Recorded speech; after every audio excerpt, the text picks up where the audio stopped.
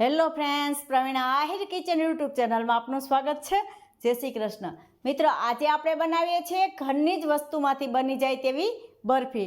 અને જો મિત્રો તમને મારા વિડીયો સારા લાગતા હોય તો લાઇક અને શેર જરૂરથી કરજો। અને હા મિત્રો, મારી ચેનલમાં નવા હોય અને હજી સુધી સબસ્ક્રાઈબ ના કર્યું હોય તો પ્લીઝ સબસ્ક્રાઈબ કરી દેજો। તો ચાલો બનાવીએ બરફી। તો મિત્રો, બરફી બનાવવા માટે આપણે ઘરની સામગ્રીમાંથી જ આપણે બરફી બનાવીશું। તો એના માટે મેં આ 10 નંગ કાજુ લીધેલા છે, 2 લીલી એલચી લીધેલી છે અને અડધો કપ ખાંડ લીધેલી છે અને એક મિક્સરની જારમાં આપણે મિક્સ કરી લેશું। હવે મિક્સરની જારમાં આપણે આને એકદમ ઝીણો પાવડર કરી લેવાનો છે। તો આવી રીતે એમાં હું બધું જવા દઉં છું। આપણે આનો એકદમ ઝીણો પાવડર બનાવવાનો છે।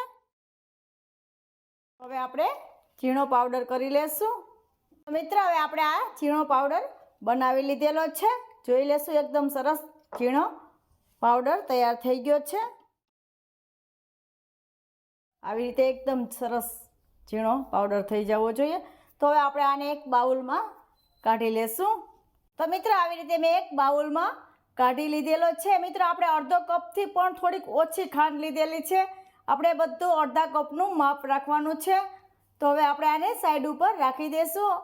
મિત્રો, હવે ફરીથી આ જારમાં આપણે આ નારિયેળનું એકદમ ઝીણું જે ખમણ આવે છે એ લીધેલું છે, એને એમાં જવા દઈશું। આ પણ 1 કપ લીધેલું છે।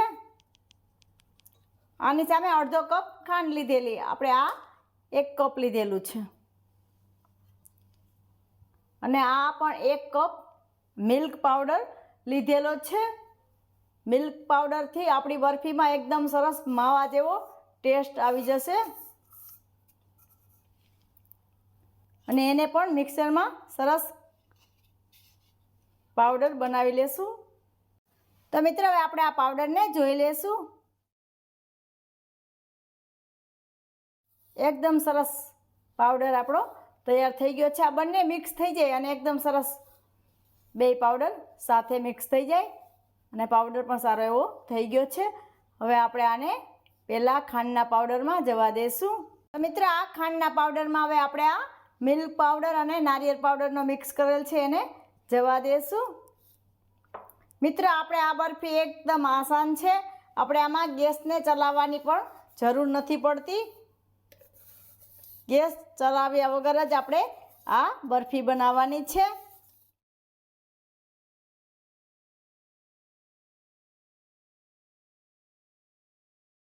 તો આવી રીતે મિક્સ કરી લેવાનું છે।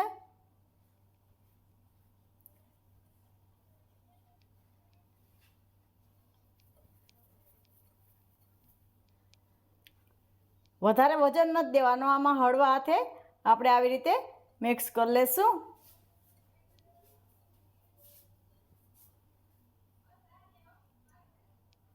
તો આ સારી રીતે બધું મિક્સ થઈ ગયું છે।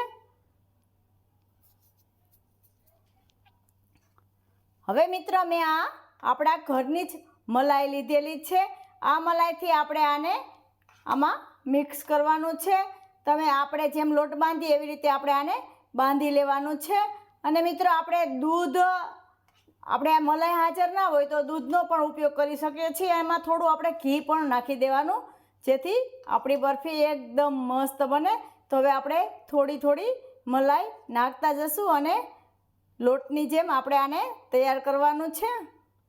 રોટલીનો લોટ બાંધીએ એવી રીતે આપણે તૈયાર કરીશું। તો આવી રીતે મિક્સ કરતું જવાનું છે। હળવા હાથે, વધારે પ્રેસ નથી કરવાનું।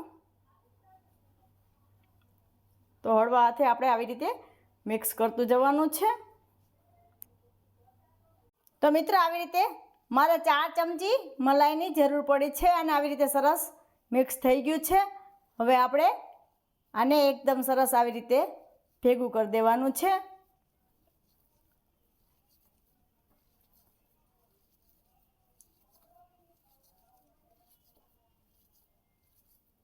તો આવી રીતે સરસ ભેગું કરી દીધું છે અને હવે આપણે કોઈ પણ ડબ્બો લઈ કે પ્લેટ લઈ અને એમાં આપણે આને રાખી દેવાનું છે।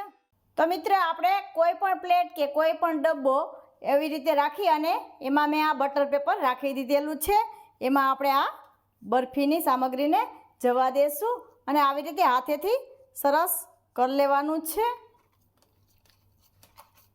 આવી રીતે હાથેથી પ્રેસ કરી લેવાનું છે.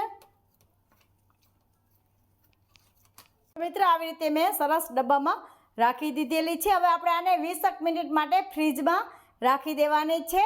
20 મિનિટ પછી આપણે જોઈ લેશું. તો મિત્રો 20 મિનિટ થઈ ગઈ છે આપણી બરફીને. હવે આપણે આ બરફીને કાઢી લેશું. આવી રીતે તરત નીકળી જશે બટર પેપરથી. એકદમ સરસ 20 મિનિટમાં જામી ગઈ છે. હવે આપણે આને એક પ્લેટમાં લઈ લેશું. આવી રીતે આપણે બટર પેપરને દૂર કરી દઈશું.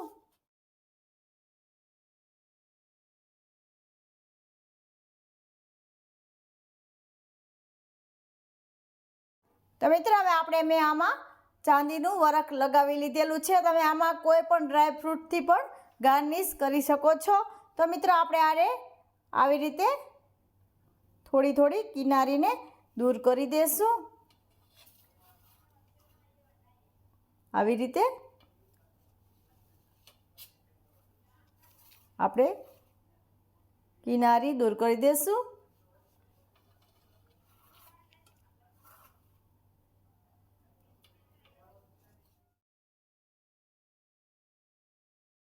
તો આવી રીતે આપણે બધી કિનારી દૂર કરી દીધેલી છે. મિત્રો આ ફટાફટ બની જાય છે અને કોઈ પણ ફેસ્ટિવલમાં આ ચાલશે. તો આવી રીતે હવે મિત્રો આપણે આને આવી રીતે કટ કરી લેશું. હું કટ કરું છું. તમે જોઈ શકો છો કેટલી સોફ્ટ આપણી આ બરફી તૈયાર થઈ ગઈ છે. આવી રીતે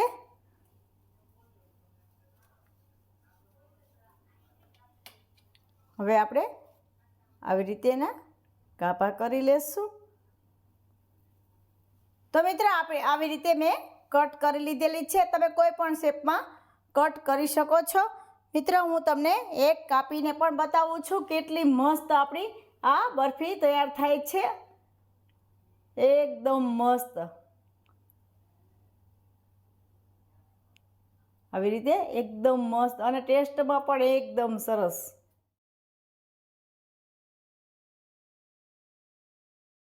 તો મિત્રો કેવી લાગી આજની આ બરફીની રેસીપી એ મને કોમેન્ટ બોક્સમાં જરૂરથી જણાવજો. અને આવી જ નવી નવી રેસીપીઓ જોવા માટે મારી ચેનલને સબસ્ક્રાઈબ કરવાનું બિલકુલ ના ભૂલતા. ફરી મળીશું એક નવી રેસીપી સાથે. ત્યાં સુધી જય શ્રી કૃષ્ણ.